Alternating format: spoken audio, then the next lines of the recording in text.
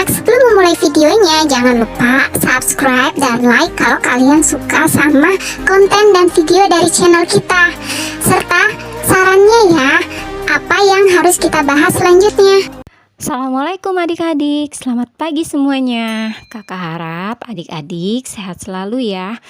Sebelum kita memulai pembelajaran hari ini, mari kita berdoa bersama-sama. Berdoa menurut agama dan kepercayaan adik-adik ya. Baik adik-adik, langsung saja kita mulai ya. Hari ini kita akan membahas tema 2 pembelajaran kedua. Masih sama seperti pembelajaran pertama, yaitu selalu berhemat energi. Mari kita amati bersama gambar 1.4 di halaman 7. Dari gambar tersebut, apakah yang adik-adik lihat? Kemudian, apakah adik-adik tahu benda-benda tersebut membutuhkan energi atau tidak? Mari kita bahas satu persatu. Dari gambar tersebut, yang pertama, terdapat mobil yang sedang melaju di jalan raya. Mobil tersebut dapat bergerak karena adanya energi yang bersumber dari bahan bakar minyak. Energi tersebut merupakan energi kimia. Energi kimia tersebut bersumber dari bensin, bahan bakar yang digunakan oleh mobil tersebut. Energi tersebut berubah menjadi energi panas dan energi kinetik yang membuat mesin mobil hidup dan dapat menggerakkan mobil tersebut. Selain energi panas dan energi kinetik, juga terdapat energi cahaya. Energi cahaya tersebut berfungsi untuk menerangi pada saat mobil tersebut melaju di jalan. Selain energi kinetik dan energi cahaya, juga terdapat energi bunyi. Energi bunyi tersebut terdapat pada klakson yang berfungsi sebagai alat komunikasi antar kendaraan. Selain itu juga untuk meminimalisir potensi resiko berkendara dan menghindari terjadinya kecelakaan. Kemudian adik-adik kita lanjut ke gambar selanjutnya. Pada gambar berikutnya tampak adanya lampu jalan raya. Lampu jalan adalah lampu yang digunakan untuk penerangan jalan pada malam hari, sehingga pejalan kaki, pesepeda, ataupun pengendara lainnya dapat melihat dengan lebih jelas jalan yang akan dilalui pada malam hari. Pada lampu jalan raya tersebut terdapat energi listrik yang berubah menjadi energi cahaya. Dari hasil pengamatan bersama, adik-adik tentunya sudah mengetahui ya apa fungsinya energi bagi kendaraan dan juga lampu di jalan raya. Berikutnya kita akan melanjutkan pembelajaran kita dengan materi tentang bahan bakar. Berikut kita akan membahasnya bersama-sama, dimulai dengan kita akan mengartikan apa itu bahan bakar. Mungkin adik-adik belum tahu ya pengertian dari bahan bakar. Di sini kita akan membahasnya. Bahan bakar adalah suatu materi yang dapat diubah menjadi energi. Contohnya, jika adik-adik ada mobil di rumah, mobil tersebut bisa bergerak karena adanya bensin.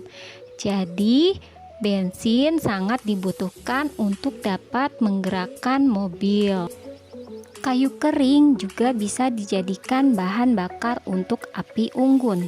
Begitu pula dengan batu bara, yang dulunya hanya digunakan sebagai pembangkit listrik, saat ini sudah mulai digunakan menjadi bahan bakar. Kakak akan sedikit menjelaskan ya apa itu yang dimaksud dengan bahan bakar fosil atau bahan bakar mineral. Bahan bakar fosil atau mineral adalah sumber daya alam yang mengandung hidrokarbon. Contohnya tadi yaitu batu bara, minyak bumi, dan juga gas alam. Apakah adik-adik tahu batu bara dan minyak bumi berasal dari mana? Batu bara dan minyak bumi merupakan sumber energi yang dihasilkan dari sisa makhluk hidup yang sudah terkubur jutaan tahun lamanya. Lalu bagaimana sih caranya mengambil batu bara dan minyak bumi? Nah, di sini akan kakak jelaskan sedikit bahwa batu bara dan minyak bumi diambil dari dalam tanah dengan cara ditambang. Setelah itu akan dilakukan pengolahan dan akan menghasilkan apa yang kita kenal sebagai bahan bakar minyak. Contohnya seperti bensin, minyak tanah, solar, dan masih banyak lagi. Di pembelajaran berikutnya, mari kita coba berdiskusi untuk membahas apa itu bahan bakar dari sumber energi fosil dan juga bahan bakar alternatif. Kita akan mulai dengan membahas bahan bakar fosil. Bahan bakar fosil sendiri adalah merupakan salah satu jenis energi yang berasal dari dalam bumi. Dan energi tersebut tidak dapat diperbaharui lagi. Contohnya apa adik-adik? Contohnya minyak bumi, batu bara, dan gas alam. Kenapa tidak dapat diperbaharui? Karena bahan bakar fosil terbentuk dari adanya proses alami yang berupa pembusukan dari makhluk hidup yang telah mati dalam jangka waktu jutaan tahun lamanya. Contohnya seperti dinosaurus dan berbagai jenis pepohonan yang sudah lama mati. Kemudian kita akan coba membahas apa itu bahan bakar alternatif. Bahan bakar alternatif adalah bahan atau zat yang dapat digunakan sebagai bahan bakar pengganti bahan bakar konvensional. Bahan bakar alternatif digunakan untuk menghasilkan emisi atau gas rumah kaca yang lebih sedikit dibandingkan bahan bakar fosil. Bahan bakar alternatif bersifat dapat diperbaharui sehingga tidak akan habis dalam waktu dekat. Hal tersebut berbeda dengan bahan bakar fosil yang apabila digunakan secara terus-menerus maka akan habis. Apa saja sih contohnya bahan bakar alternatif? Bahan bakar alternatif contohnya kompres natural gas, etanol, sintetik gasoline, biomas metan, dan hidrogen. Nah, bagaimana adik-adik? Apakah sudah bisa memahami dan sudah bisa membedakan mana itu bahan bakar fosil dan mana itu bahan bakar alternatif? Baik adik-adik, setelah kita mengetahui tentang bahan bakar, kita akan melanjutkan pembelajaran selanjutnya. Pada halaman 9, kita akan membahas kembali tentang setrika. Nah, adik-adik sudah tahu belum kalau zaman dahulu sebelum adanya listrik, alat yang digunakan untuk merapikan pakaian menggunakan setrika arang. Di pembelajaran pertama, kita sudah membahas bagaimana cara penggunaan setrika listrik. Sekarang kakak akan coba membahas bagaimana caranya menggunakan setrika arang. Langsung saja kita mulai ya adik-adik. Yang pertama, kakak akan menyebutkan terlebih dahulu seperti apa setrika arang. Perlu adik ketahui bahwa setrika arang terbuat dari besi. Di bagian atas setrika dapat dibuka untuk memasukkan arang ke dalam setrikaan tersebut. Panas dari arang kemudian akan menyebar ke bagian bawah setrika, sehingga dapat digunakan untuk merapikan pakaian. Namun, ada kekurangannya adik-adik. Setrika ini sangat berat dan tidak praktis dalam penggunaannya. Bagaimana cara penggunaannya? Kakak jelaskan ya. Pertama-tama, adik-adik harus siapkan arangnya. Arang dapat dibuat sendiri atau membeli di warung-warung terdekat. Lebih baik juga menggunakan arang dari batok kelapa agar menimbulkan wangi di pakaian. Selanjutnya, yang kedua, buka kunci pengait setrika. Kemudian masukkan arang ke dalamnya. Akan tetapi, jangan menyiapkan setrika arang di tempat kalian akan melakukan setrika ya. Lakukan hal tersebut di tempat lain, misalnya di lantai. Kenapa demikian? Agar pakaian yang akan dilakukan setrika tidak kotor oleh arang tersebut. Selanjutnya, adik-adik harus membakar arang tersebut sampai menyala. Kipas-kipas terus hingga panas yang dihasilkan cukup. Bagaimana adik-adik tahu bahwa panasnya itu sudah cukup? Hal tersebut bisa dilakukan dengan mencipratkan air cukup sedikit kepada arang. Jika terdengar suara desisan dan arang tampak mendidih, maka panasnya sudah cukup. Setelah dirasakan cukup panasnya, maka tutup pengait setrika. Dan setrika siap untuk digunakan. Adik-adik, ada hal yang perlu diperhatikan, bahwa alas setrika agar tidak kesat, gosok-gosok terlebih dahulu setrika pada selembar daun pisang. Kemudian baru gosokkan kepada pakaian. Bagaimana adik-adik cara penggunaan setrika arang? Memang agak lebih menyulitkan dan tidak praktis. Nah, kebayangkan bahwa di zaman sekarang jauh lebih praktis dibandingkan di zaman dahulu. Pada pembahasan sebelumnya sudah pernah kakak jelaskan bagaimana penggunaan setrika listrik. Kali ini kakak akan mengingatkan kembali bagaimana cara penggunaannya. Yang pertama, adik-adik bisa menyambungkan setrika ke kontak listrik. Kemudian adik-adik bisa atur suhunya dengan memutar ke kanan sesuai dengan suhu yang akan digunakan. Lalu adik-adik bisa langsung melakukan setrika pakaian. Jangan lupa ya, jangan diletakkan suhu panas tersebut di atas pakaian. Nanti pakaiannya bisa rusak. Setelah selesai melakukan, putar kembali ke suhu normal. Dan yang terakhir, cabut kabel setrikaan. Apa yang kita pelajari hari ini, setrika listrik maupun setrika arang, tentunya adik-adik jangan melakukan sendiri.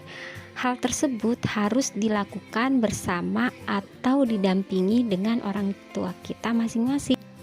Setelah kita mengetahui bagaimana cara penggunaan, mari kita lakukan diskusi bersama-sama ya adik-adik.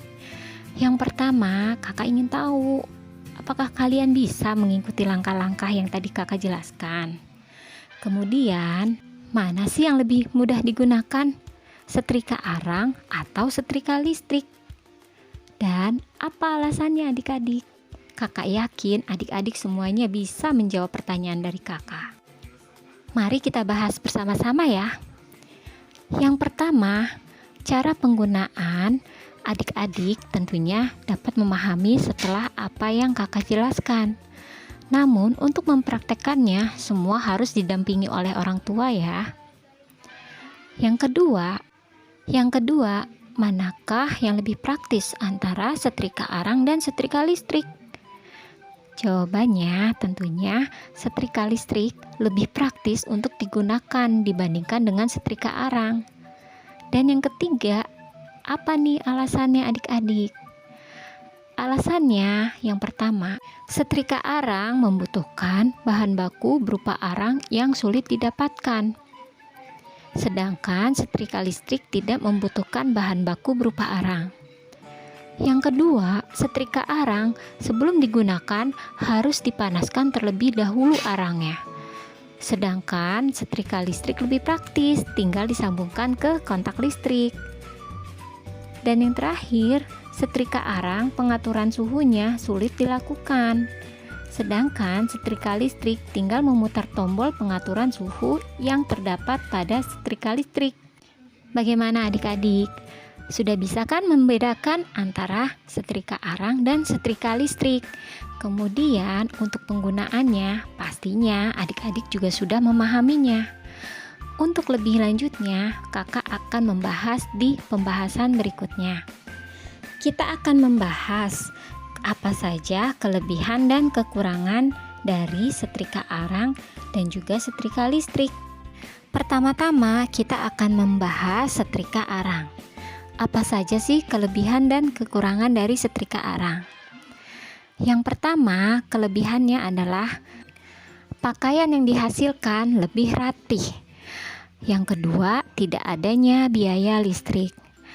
Yang ketiga, harga setrika arang jauh lebih murah.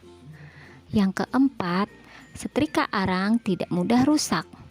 Dan yang kelima, perawatan dari setrika arang jauh lebih murah dibandingkan dengan setrika listrik.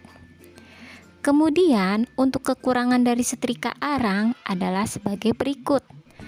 Yang pertama, bahan baku arang sulit didapat. Yang kedua, pengaturan dari setrika arang harus dilakukan secara manual. Yang ketiga, tidak praktis dan setrika arang jauh lebih berat.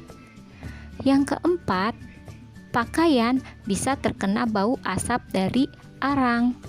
Dan yang terakhir, pakaian juga bisa kotor. Berikutnya, kelebihan dan kekurangan dari setrika listrik.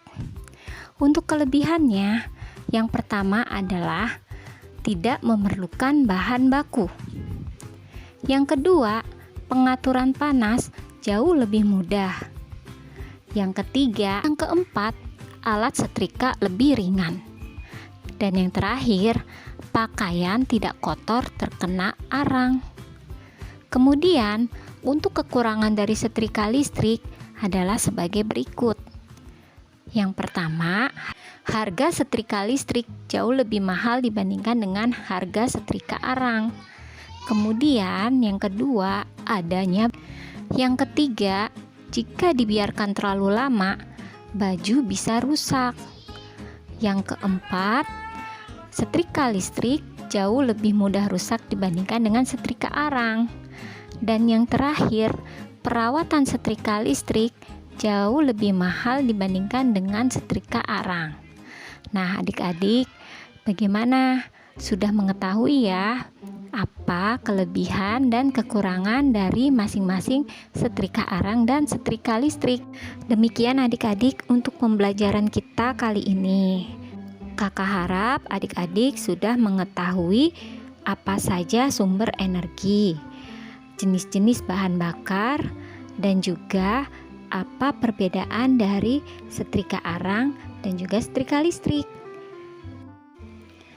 Jika adik-adik suka dengan video ini, jangan lupa like, komen, dan subscribe-nya ya. Semoga apa yang sudah kakak sampaikan bermanfaat untuk adik-adik ke depannya. Demikian dari kakak. Assalamualaikum warahmatullahi wabarakatuh. Salam sehat selalu. Jangan lupa protokol kesehatan. Jangan lupa tonton video-video selanjutnya ya. Menjadi pintar bersama Bismart.